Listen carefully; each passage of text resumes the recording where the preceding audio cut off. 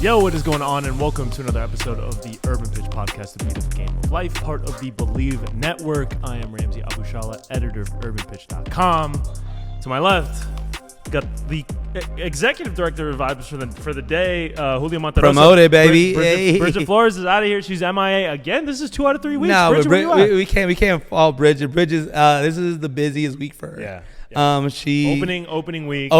Is a busy week for Bridget. Bridget be outside. So this is an excused absence. Yeah. For our girl She Bridget. got PTO. Yeah.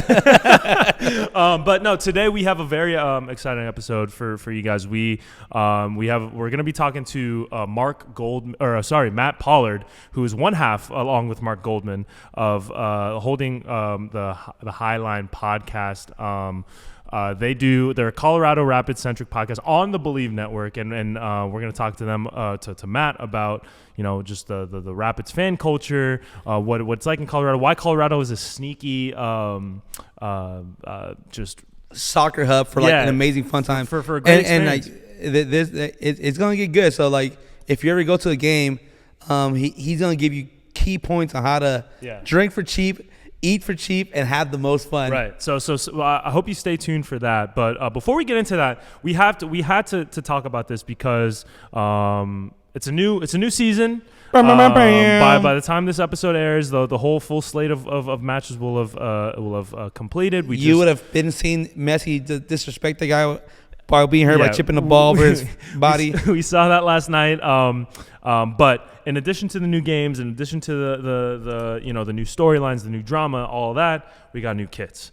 And this is something that we love to talk about, both on Urban Pitch the site and on the podcast. Kits, I feel like we love jerseys, gear. Is very, it's a very unique thing, where there's a lot of history behind things, there's a lot of, design elements that go back, hundreds of years if we're talking about European soccer, but even in here in MLS, there's a lot of historic designs that we have seen. But this year, I'm gonna start things off. Last year you were mad.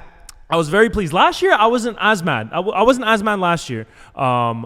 But I think the last few years, I think we've seen MLS designs go really steadily improve, and this year continues that trend. I think I'm very happy with the majority. I think almost every single team's kit looks great. We'll talk about some of the ones that we don't like. But Julio, what about you, man? Because I'm first happy. of all, I'll take the elephant out the room right now. Seattle.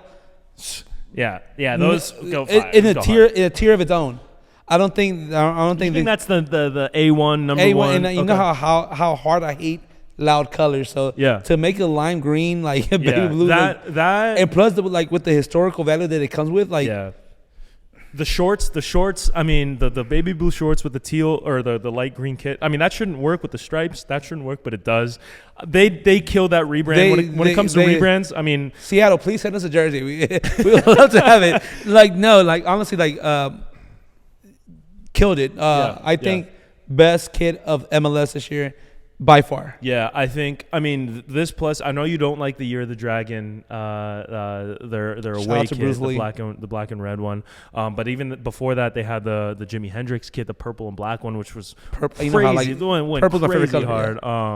I think we've seen because I think it was maybe 2018. It was around 2018 where every single MLS team, their away kit for the most part was a plain white shirt, sponsor, Adidas stripes, and the crest, which I know you like a simple kit, but when that is every single team's jersey across the board, it was like people were making jokes about it's a Hanes t-shirt with a logo slapped on, and they're selling it for $100. The price also we'll get into. Yeah, we'll get into that. Crazy. Crazy. Today's episode is brought to you by Bet Online. Bet Online is your number one source for odds, stats, trends, and lines from all your favorite sports. You can access the world's best wagering information anytime from your desktop or mobile devices. So head to Bet Online today to stay updated on all the action. Bet Online, the game starts here. But going back to that, to that point, but I feel like Toronto did a great job with their white, and they've been getting a lot of hate talk about worse. No, out of all the kids, the way I look at it is what kid would wear outside and just and I feel like the white kid for Toronto is I can rock that every day. Right, and so simple by itself is not a bad thing, but when it's the same exact design across the board and it's not inspired, then I think people get upset about that, and they were rightfully upset in 2018. But when you talk about kit design, you have to realize it takes time to change because teams are on like a 2-year plus. So I mean the kits that are being designed now are not for 2025, it's for 2026, 2027. Like that's how kits are designed. It's a 2-year process. So the outrage that came in 2018, you're starting to see the waves of change start to kind of crash. 2020 as well, the 25th year of MLS, I think they had the EQT template that was across the league. I think some of it worked, some of it didn't. But now I think especially last year, especially this year, you're starting to see a lot more bespoke designs that are not templated. I don't think any two jerseys look the same across the league. No. So I think the most similar one might be that Austin and Seattle, But I mean, that's not that's more of a color thing. That's not a template thing. And that's another one of my favorite. Austin looks cool too. So let's talk about some of our favorites. So you mentioned Seattle. I think Charlotte's jersey. That one to me is I think that's my personal favorite. Similar colors. I mean, powder blue on a kit. Like you can't get that wrong. They do different shades of the Carolina blue. It pays homage to the mountains, to the ocean, to the natural landscape of both North and South Carolina, which I thought was cool that they're representing for both states. And that's another simple design. There's nothing really crazy going on with that kit, but I mean, it looks great, and I think seeing it on the field, we haven't seen it I haven't seen it in person at least, but it just works for me. That's one of my favorites. The Portland kit for me. Portland, yeah. The pine tree is just like what it symbolizes. How like it's Portland's culture. Yeah. Hiking. That's what when you think about Portland, outdoors, you think about outdoors. Nature, what hiking trail you gonna take? So that's one of my favorites. The new home kit for Colorado Rapids. I know that the ESPN has had mixed reviews with it. Right. I honestly like it. Yeah, I think that's another simpler design, but it works. So their color scheme works. Yeah. And Toronto's. I've already said Seattle's. I'm not even gonna talk about Seattle because Seattle is my favorite one this year. Yeah. But Toronto, the DC United. United, the red and black from DC United, and the red and black from Red Bull. I think both of those work really well. They have the kind of crazy stripes design going on. NYCFC's away. I think it's their away kit with they have alternating stripes, colors on the stripes, the blue and orange. Shout out to the Cooligans. The Cooligans were the models for that one. They're out on the Adidas store. And I mean, just across the board, really. Even the Nashville ones. Or is it the Cruise? I'm sorry. The Cruise, the one that kind of looks like Charlie Brown. I mean, honestly, I think it works. It works. People were clowning on that, but I honestly, that one works. That one's my favorite. Minnesota's. Minnesota, the Starlight kit. That's number 2 for me. That one in Charlotte are the top 2, and then followed by Seattle. I think Minnesota also has a shout for the best kits in the league because their away shirt with the kind of like that's like abstract paint strikes or paint strokes. I think that one really works. So I mean, really happy for the league for kind of hearing out the criticism. We sent the email last year. That's why things have changed. and now it seems like the last few years they really have put a lot of effort into the designs, and I'm really pleased to see that. But what are the bad kids? Let's get to the bad kids. So to me, there was only really one kit that did not work at all, and that was Inter Miami's. So I do not like at all. I think it's lazy. I think that's an example of like a 2018, 2019 era MLS jersey where it's like, okay, let's make it pink. Let's throw the stuff in the center and we'll call it a day. The collar, it's a thin collar. They have that same collar on Money Grab Miami. You could call it that. But the collar is super, like LAFC's collar is really thin like that. Whereas like the Sounders collar, it has like a thicker band, and I'm a fan of that. But Miami's is really the only one that didn't work for me. I think New England Revolution. It's not that I don't like the design, but it's not from a sense of like it was lazy. I think they went for something, they made it like a Boston Tea Party type theme. To me, the stripes on it, the pinstripes don't really work. I just hate pinstripes. Yeah, well, so let me get it. I'll get into it. So like First of all, Miami, I did not like. That was one of them. But Real Salt Lake's. The mountain. I did not like. Not great. And I'm disappointed with LA Galaxy because I've been saying this for the last few years. They've had the best kit in MLS, and I think that's what like has me like looking at it this way. But LA Galaxies usually they are the kit gods.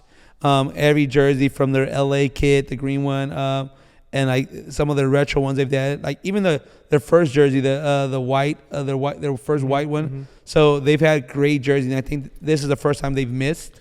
They missed, and then going back to how I hate pinstripes, LAFC, I'm disappointed. You don't like LAFC, but I think seeing that leak photo, which I hope is true, that LA Aztec they're gonna get the third kit, yeah, that has messed up my way of viewing this jersey. But I do not like it. I call it the Voltron. I did not like last year's, the 2 years ago LAFC jersey, the one with the showing the city, has the little stripes. I'm trying to think. The first flex. It was the home one? Their first home kit. The first flex one with the stripes and the V-neck. Yeah. Did not like that. Yeah. So I'm disappointed with both LA teams. I feel like this was the time to do better, and I actually like I like this year's LAFC kit better than the Art Deco one that they had last year. And that's what I'm talking about, the Art Deco. Yeah. Okay, so the one that they had previous, so their previous home kit with the overall, I think they really went for it with that design, and I don't think it worked. This one they went for a little bit more of a simple approach, which if they made a thicker neck collar, I think that would have been one of the top tier jerseys. I kind of like it. I think it's simple. I think for LAFC, when you have a color scheme like that, black and gold, simpler works better. Simpler works better. You don't need to reinvent the wheel. You don't need to make like this crazy wild design like you see with Seattle or some of these other teams. Even this Colorado kit that was unveiled last year, but. I like LAFC's maybe a little bit more than you. The center crest I think looks good, but LA the BMO, Galaxy's, it makes it a little more elegant. And the BMO sponsor looks good as well. I like the new sponsor. You know what? I did see it without the BMO, and it looked okay. Right. I've never been a fan of pinstripe. Yeah. So I mean, you talking about Galaxy, I'm a little less harsh on Galaxies as well. I think because the sash is something that's been a part of the Galaxy's home kit forever. And I mean, last year they didn't have it with the plain white, but it's hard to do because sash is such a traditional design, and it's almost impossible to. They got too creative with it. Yeah, maybe they were trying to blanks, do a little bit too much. The blank, but I'm not totally mad at it. I think the photo shoot that they did with it around LA, I think looked really good too. Shout out to Diego, he was part of the shoot as well. Yeah. LA kid, played for the Salvadoran national team. Right. Yeah. So I mean. But if this is our criticism of the MLS kits, I think that's good. That's good compared to last year, right? Where first of all, like, and like, all right, so we're making progress, but I don't want to. It's probably gonna be a bad example, but I don't want a October cancer kit to be across the board. I want to show how creative, right? Like the parlay, yeah, how each team can be creative, or a 4th of July. Right. 4th of July kid, like you want it to be creative, or like a Marvel. They did the Marvel. Yeah, the Marvel one. Year. Like no, be creative. I want every team to show their creativity to like make it a little bit competitive off the field. Right. Show how and our make fashion, them limited, make them super limited. Yeah. Because I mean, at this price point right now, I think they're going for like 170, 180 for the authentics, and then like 110 for the replicas. Which the replicas. Shout out to Nikki Sports. I'm gonna need a discount. I mean, that is the disappointing thing when it comes to MLS kits, where they increase the prices. I think the jerseys got better. They increased the prices, but to me, I mean, it's I cannot justify paying that much for a jersey. First of all, I'm not gonna sweat on it. Probably if I'm walking from Chuperia to the amount of beers. Who knows? But like the thing is, no, like I do not see it. I think the first jersey I bought, it was the original game like verified jersey, authentic jersey. Was the first year 2018 for LAFC, and it was I think it was 120. Yeah. So now 120 is that's the cheap version. Yeah, the cheap version. So and a lot of the cheap a lot of the cheap versions, they change a lot of things from the authentic the version. patches, the patches, the designs are a little bit different. So I mean, you hate to see that. So I mean, if you see any good Fugazis out there, it might be. I won't get mad at you. I'm starting to think to buying the jerseys that they sell outside the stadium, $20 ones. For real, I mean, they look okay. They look okay. Like if I'm paying $120 for like, they look equally as okay as the 120 versions. Right. Not the fully replica version. not the 175s, but the 120s and the 20s, they kind of match. Yeah, I mean, you know what I mean? Yeah. I'm not. I used to be a very, you got to be authentic. You have to. You can't wear fake. You can't wear fake Jordans. You can't wear fake jerseys. 2024. But, I mean, honestly, now maybe it's because I'm making my own money and I'm paying my own bills. Like I start to see, you know what? Maybe wearing reps is not that bad of a deal. If you start seeing me like the half jersey one side, I'm rocking that all 2024. Hey, look the other way. Keep it moving, man. Keep it moving. Don't tell me where you buy it at. Maria out down the street. Okay. I'm glad that we were able to talk about this, but now I think we should get into the conversation that we have with Matt Pollard.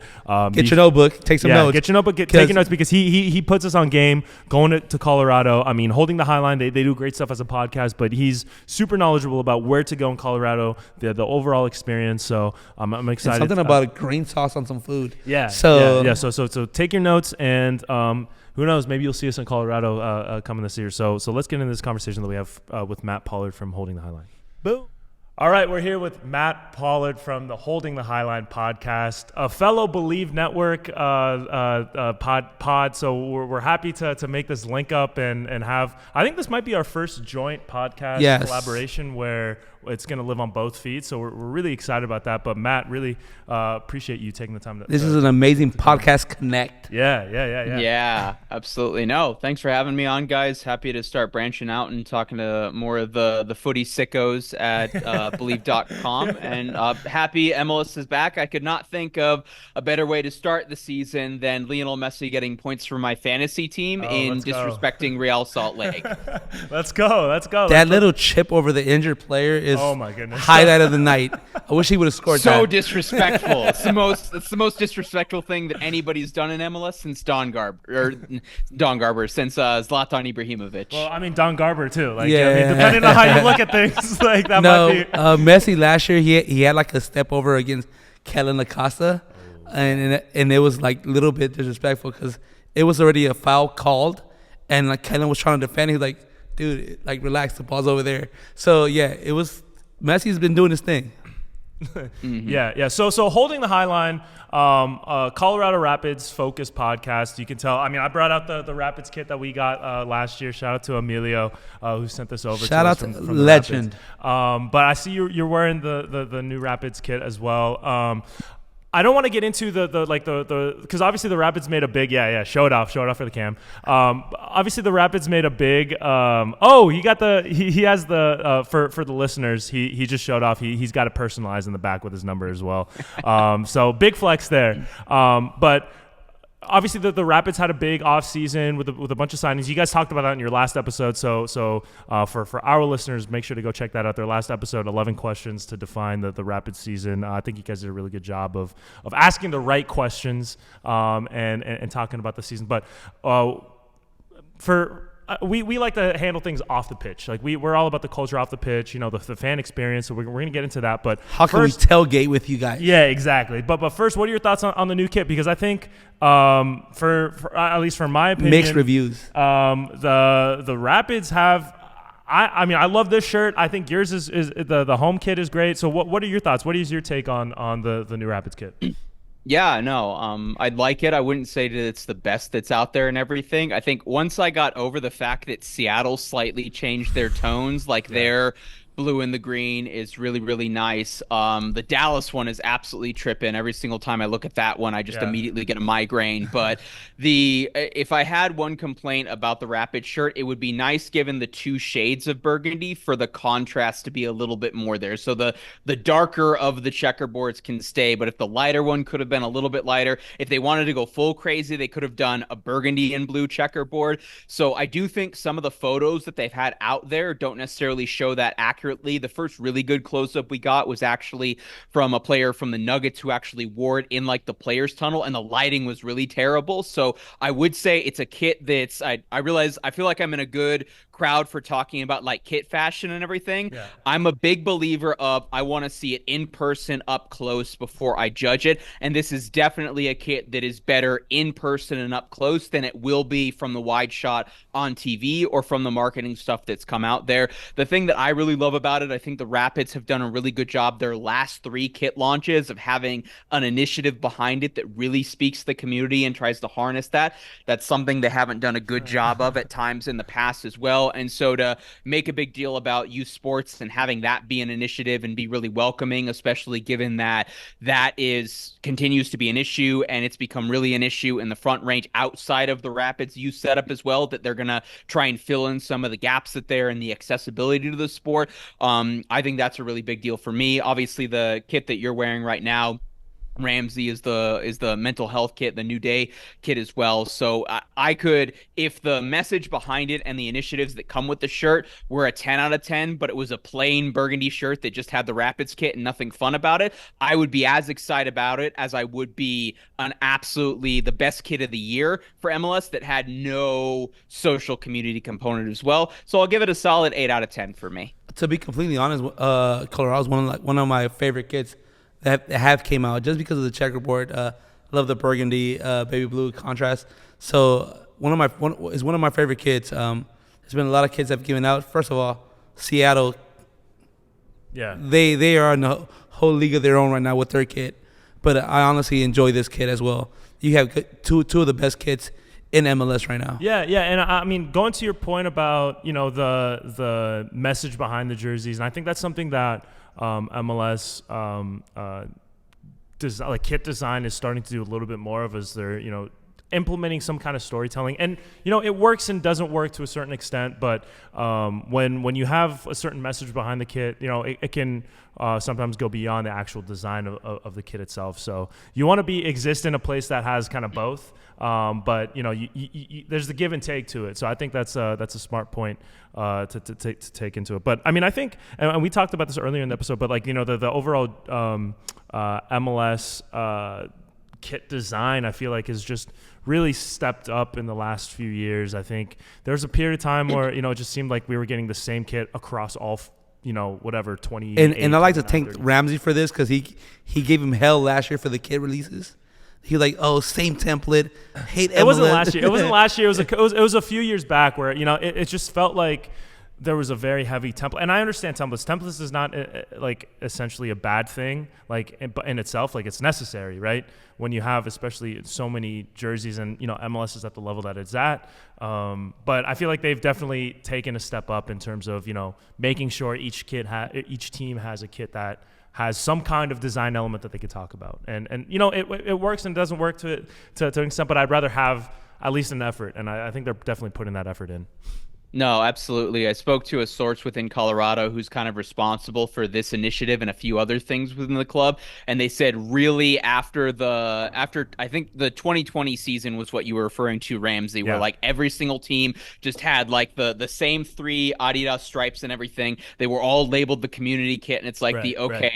We're not going to sit here and drink the Kool-Aid and have you try to feed how this means something and there's something profound behind the design, when literally every single other MLS team has the exact same shirt, just with their numbers. And so Adidas has just taken the shackles off with that, and the teams have way more control about submitting design ideas and initiatives behind it. And I think that's allowed each club to then tell a story that's unique to them, to where you get the Angry Orca FC on the jock tag for Seattle as well. And you get the contrast, the shades, the outdoorsy one for Charlotte FC, and just the straight up weed plants that you get for the Portland secondary kit as well. So I think those are pine trees. I think those are pine trees. Yeah. Pine trees. Oh, either way, I like it. I live in Colorado. Either way, I'm here for it. Right. Whatever the tree it is, I'm a big hiker and everything. But yeah, so there's the opportunity for that, and so I think that's a step in the right direction for MLS from a fashion standpoint and from a fan engagement and community standpoint. First of all, I think Colorado should have the pine trees as well, because I've been to Colorado before, and pro pine tree community. pro tree and pro flower, whatever. Whatever they're you all about call their it. herbal, supplements and whatnot. But talking about Colorado, because we've been trying to figure out our MLS away days schedule for this year. That's something that we've really tried to implement. And Colorado, I mean, we mentioned this off camera, but Colorado is something that we've had circled. And I've had mixed reviews about it. Like, oh, it's too far away from Denver. It's like there's all these bad comments I've been getting from other people that have come out. But I know, I just visiting the city. Like I told you off camera, my oldest brother lives out there, and when I went, it was like anywhere I went, it was beautiful. So we do want to talk more about how is it. Yeah, talk about the fan experience at a Rapids game before, during, after. What's that like? Because I feel like getting different perspectives from MLS fans across the country. So like, where can you go eat? Where can you go have a drink? All that great stuff. Yeah, I think it gets a really bad rap. I think it's really easy for someone who's used to going to their home stadium and then going to one of the 2 or 3 local geographic rivals that they have. Let's take an Atlanta United fan who's been to Charlotte. Maybe they've been to one of the Florida teams as well. Maybe they're going to Nashville this year or something like that. For them to just, come home after the Atlanta game, put on MLS season pass, see that the Rapids are playing, and see that the stadium's 2/3 full, and that they can easily tell which section is each letter in Colorado on the main wide shot that you have of the East End and everything. And that's just a massive oversimplification of the experience, and in particular for me, the pregame experience as well. So to your point about thinking about how it's easy for a lot of foreign fans or a lot of fans from outside the market to just look at Commerce City on a map, see where the stadium is, and then basically equate the Rapids to Sporting Kansas City being out there by the racetrack and not actually in Kansas City, the market, and not understanding that there's a train that's $10 that is 37 minutes from the airport. So if you don't want to Uber and you don't want to rent a car as well, it's easy to do. It is very easy for you to do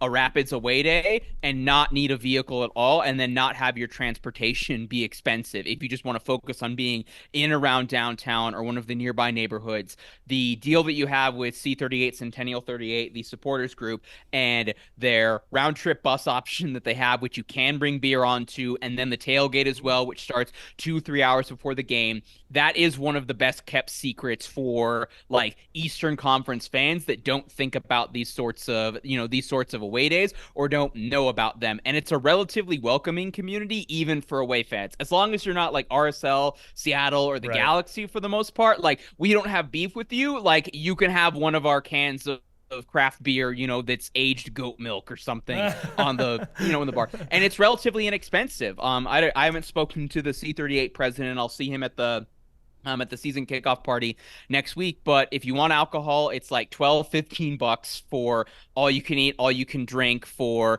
the tailgate, and it's $7 or $8 if you're not drinking any alcohol. And then we're talking hot dogs, there's pizza, we've got mini donuts as well. Like, the Scran game at the tailgate is absolutely fantastic, and people don't necessarily think about that, or they just look at the bars around Commerce City and they see that there's one super sketchy one that looks like a crack house from the outside across the street, and then there's basically nothing, so it's just go back to downtown. In terms of downtown recommendations, I would make, if you're looking to watch a European game or a Premier League game beforehand, it's 8 p.m. local time kickoff for most of those games as well. I would recommend either the British Bulldog, which is where American Outlaws Denver is based, or the Celtic on Market, which is basically the C38 pregame bar.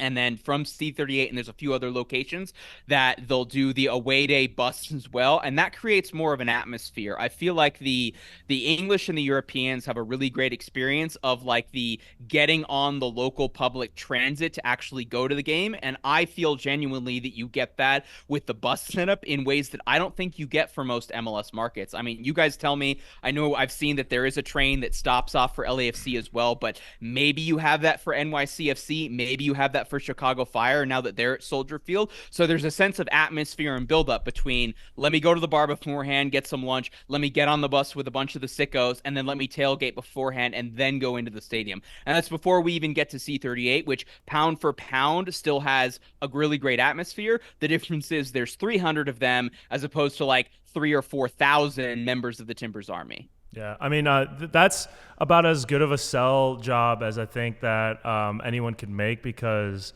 I mean, honestly, sold. I looked at Julio when you said what was it, $12 for all you can eat, all you can drink. I mean, that's all you got to say. Wait, all right. So my brother lives in Bennett. How can I get to the stadium from there? That's my next question. I'm already thinking about doing a trip over there right now. I'm sold. I'm sold. How about you send those directions over to us afterwards? We don't have to do this on air, but I think that the public transportation is a huge part of it, because I mean, here in LA, like there is the metro stop right by BMO Stadium.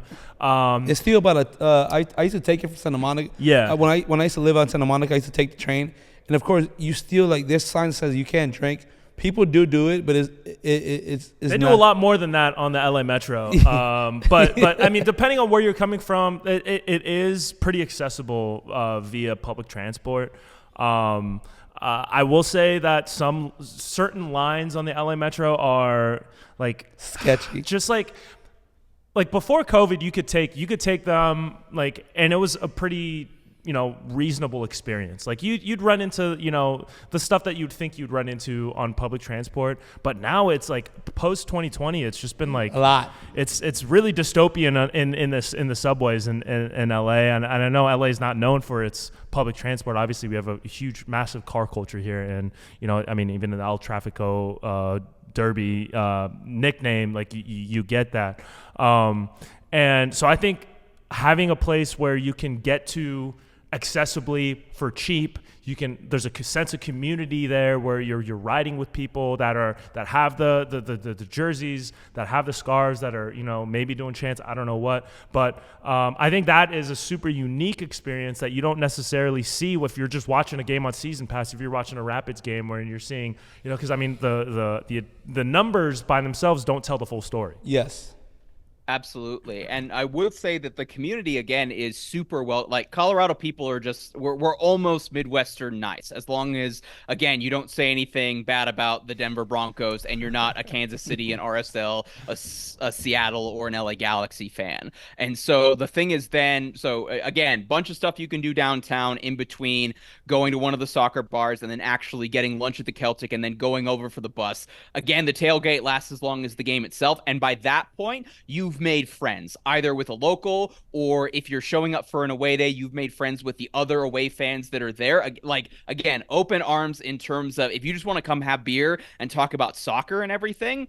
I went to school in St. Louis. I have a Luligan scarf. I ended up wearing that when St. Louis FC came by, or excuse me, St. Louis City came by, as I made a bunch of friends with people who were from St. Louis, and they asked like what neighborhood that I lived in and where I was, what time I went to watch you and everything. Like, it's just a bunch of super friendly people. So then you meet enough people to where then you have people to go out with after the game, depending on if you do want to go back to downtown or to somebody's house or something. Like, there's a full game day experience that can be had that is fun, that is worthwhile going to socially, even when the Rapids are the worst team in the Western Conference. Right. Yeah. Shout out to Washington University. That's a top tier education institute there. I'm a nerd, guys. Yeah. I'm just also a sicko and creative. No, they're Division III athletics. They have a really good athletic program as well. So I played Division III baseball. So I know they had a pretty good baseball team as well. But I mean the community aspect, I think of soccer, regardless of where you're at, because I mean a lot of those aspects of the tailgates, just meeting people, having conversations, like you can get that in LA as well. And that's something that I feel like from me personally, I didn't grow up in soccer. I didn't grow up playing. I wasn't a gigantic fan until I started really post-college writing at Urban Pitch and becoming a full-fledged sicko. And having conversations with people at Galaxy tailgates, LAFC tailgates, just the overall camaraderie and atmosphere at those games, to me, is what makes that's what drew me into the game for the most, like the most, is how there's like, I mean, like I say this all the time, but like the culture around soccer is completely unique to any other sport. And I think you don't really get that going to. I mean, there's tailgates for NFL games, for for not really basketball or football, basketball or baseball, but you don't really get that. There's like a sense of community, I feel like, that comes with soccer fandom, regardless if you are a fan. Unless, like you said, like, I mean, if you're an LA Galaxy fan at an LAFC tailgate, maybe things aren't going to go as well for you. But I know. And he knows the reverse way at a LA Galaxy tailgate. He was not welcomed with open arms. But for the most part, you're gonna get a pretty open and welcoming community.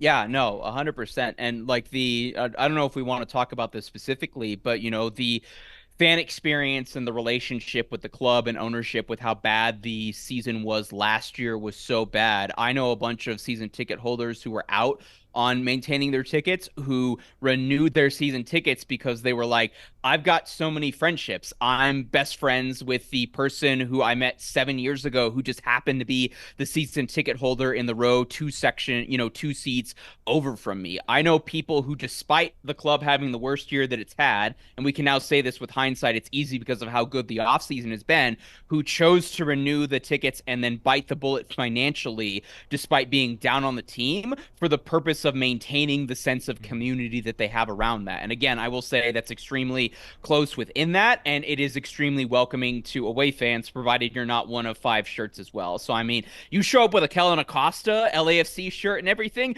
you are our people. Right. Yeah. We love him as well here. We've had him on the pod, and he's such an amazing human being. I mean, wish him all the best in Chicago. I mean, and he had a great run in Colorado as well. I feel like that's also something like super unique, like where players, there's a lot of mobility between teams, and rocking a LAFC kit to a Rapids game might seem out of place, but then you see the name on the back, it's like, okay, that makes sense, But yeah, we've had a couple of Rapids players on as guests on the pod, Keegan Rosenberry, Jonathan Lewis, both talking to them about their experience with the club, and obviously the team on the pitch isn't necessarily where it wants to be, but I feel like they had that same kind of resonance with the fans and the community and all that. And I feel like it's not obviously one of the teams that first comes to mind when you think of MLS like fan experiences, but from their testimonials, from your testimonial, I feel like that's definitely an underrated and kind of sneaky, really cool away days trip to make. It's a small of enough fan base, and still, a suburban-based stadium, and to a certain extent a suburban-based fan base and community, to where it still has this family atmosphere that you would relate to, say, like the lower divisions in England that aren't in one of the major metropolises, or, a neighborhood club, if you will. And it's still maintained that. It had that back in 1996, if you ask me. But no, like you don't have to be a member of the media or on the board for C38 or Mile High Locos in order for you to just walk up to Marcelo Balboa and start having a conversation with him and have a genuine relationship with him. When Steven Beitashour came over from LAFC and joined the Colorado Rapids and everything, like I know number of anecdotal stories where he met a fan at a fan event, or after after a game or whatever. That fan then followed him on Twitter, and like he followed them back and then would like interact with them. Dominic Baji, who was not a great player for the Rapids but absolutely beloved, like randomly when he got traded to FC Dallas, this would have been like 2017, 2018, he went and Facebook friended a bunch of friends who he knew by name. And then when one of the writers for Burgundy Wave, the former SB Nation site, which I'm now the managing editor of, posted about getting accepted to Oregon State, which was his this #1 school. He's a big environmental guy.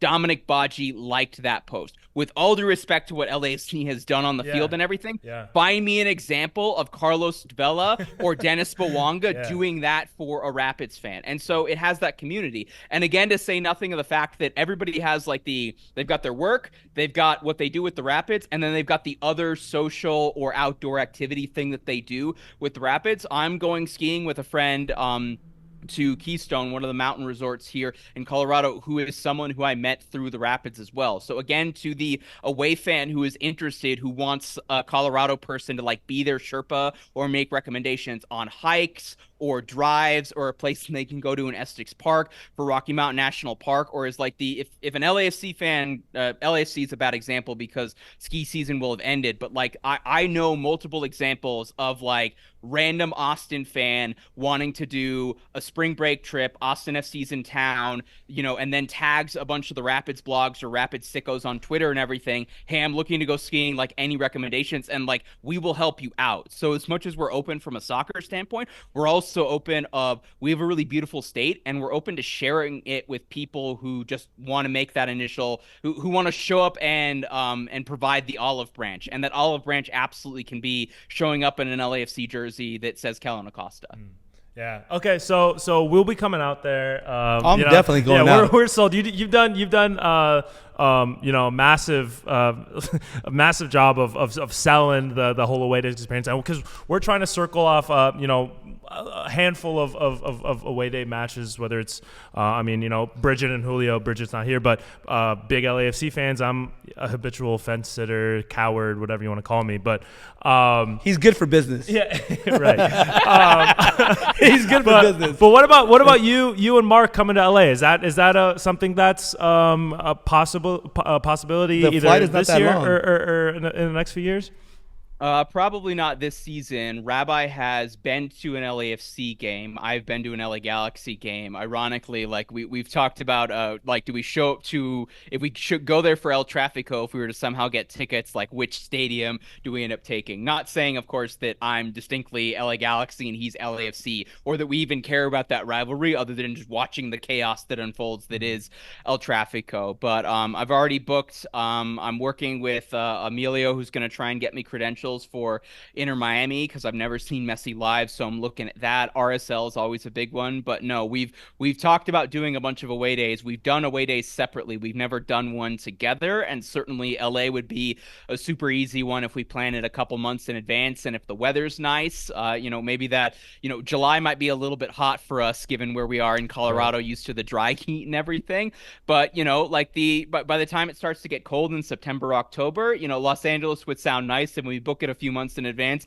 I'm going to assume, a round trip flight from DIA to Burbank won't be that expensive. Yeah. I think they include like the clause that the Denver airport's haunted, so they always dock a few dollars from the airfare. So I think it ends up working out. But yeah, dude. Anytime you're in LA, for sure, let us know, and we'd love to show you around. Maybe avoid some of the fights that go on, especially with this guy starting stuff in LA Galaxy tailgates. I'm all agreed. Hey, honestly, I'm gonna be at the Inter Miami Galaxy game as well. Yeah. Of course, in the media section, I'm not gonna be with the people. Yeah. No violence at the. We do not. Yeah. Don't come with smoke to the C38 tailgate. Not at all. Clear. But so for the holding the highliners who are listening to this on our feed and everything, like give them a recommendation, like what's a good taco spot, or like what's something else that like they could look at that's not just like going to the beach or going to like Santa Monica Pier or something. Don't go to Santa Monica Pier. Don't go to Santa overrated. Monica. Yeah. Overrated. Great taco spot, King Tacos. They've been known for years. Great spot. But if you go to BMO to go watch a game, there's a place literally 3 blocks away, Chuperia, has great food, has great micheladas, has great drinks. They do not still serve hard alcohol, but you can bring the shooters in your pockets and they will not know. Hey, man, he's making it hot on the podcast. Come on, you can't say that on the, like, that's something you say off air, like. If they watch, I'm sorry. I'm just giving the guys tips. Colorado people are my people as well. It's at sea level. We'll be able to drink more, and who's to say we haven't figured out how to sneak edibles out of DIA as well. Sure. Yeah, but Chupadia, I mean, atmosphere-wise, before, during, after the match, it's a vibe, right? It's for sure the vibe. People go, pregame there, they go postgame there, and then sometimes they even watch the game there if they can't even make it to the stadium. Tacos are you can find good tacos anywhere. I mean, like King Taco is like historically the taco spot. There's a bunch of different locations across LA, so you'll be able to find. Just drive around. If you see anybody with lights and parked in the street, right? The street tacos we are known for the street tacos. So little dirt in people's fingers. It's flavor. Yeah, the better tasting they are. Yeah, for sure. I mean, and then at the tailgates too, they'll have, depending on where you go, they'll have food at the tailgates. If you make friends with people, like we went, so one of the first, when we first started the podcast, I think it was after actually our first episode back in 2022, we went to, was it LA Galaxy, LAFC? It was LA. All right, so it was like early on in the season, maybe LA like Galaxy. April, like an April match between LA Galaxy, LAFC at Dignity Health in Carson. And we were doing like fan interviews at the tailgates.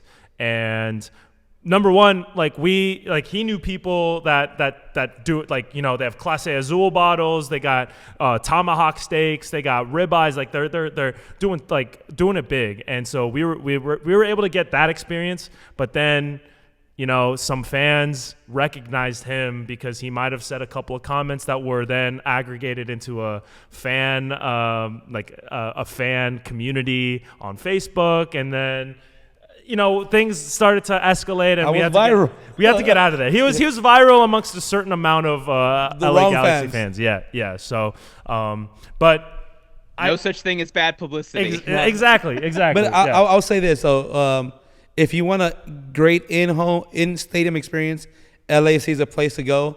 If you love to have a great tailgate, LA Galaxy is a place to go. They know how to tailgate right, and they have the space. So, like you said, at the LA Galaxy game, we were having tomahawk, Clase Azul shots. LAC has the Chuparia. It's probably the only one. Tree Lane is not as good. It's not as big, so there's not a lot of things to do. But depends on what you want to come for. If you want to go for a great in-stadium experience, LAFC is your spot.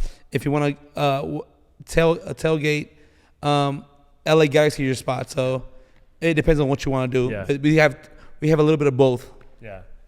You guys come to Colorado and you find Colorado Mexican food, you got to get it with the green chili. A smothered burrito with green chili. That is our specialty. If you're getting Mexican food in Denver, that's what you're getting. All right. Well, we'll look forward to that because I'm now pumped. I'm pumped. I have the jersey, and now I got somewhere to wear it. So we're gonna go. We'll keep in touch with you. But this has been a lot of fun, man. Well, I know you got busy. You got things to do, and I don't want to keep you any longer. But holding the high line for our listeners, Matt Pollard, Mark Goldman, aka Rabbi in the Red, do great stuff, and they're family here on the BLEAV Network. So go support them. We'll link all their socials and everything like that in the description and in the show notes. So be sure to check them out because they do some great stuff. And this isn't the last time y'all gonna see us together. Yeah, for sure. We'll link up in the future. This is the first of many. Agreed. Yeah. Awesome. Yeah. All right, Matt. Appreciate you for taking the time, and we'll definitely be in touch with you down the road. All right, thanks to Matt Pollard from Holding the High Line for taking the chance to talk to us. But that's it for us. I do want that extra room now. I'm thinking about it now. I think he did a good job of as good of a job as he could of selling us to go to Colorado. We're going. I think that's the move. Yeah. So you'll see us in Colorado sooner or later, whether it's this season, next season, maybe in the playoffs. We'll see how their season goes. They had a couple really cool, good additions. Until then, keep it tapped in. We got more stuff coming. This has been the Urban Pitch Podcast, a beautiful game of life, part of the BLEAV Network. For Julio Monteros, I'm Ramsey Abushala. We'll see y'all next week. Boom, we out.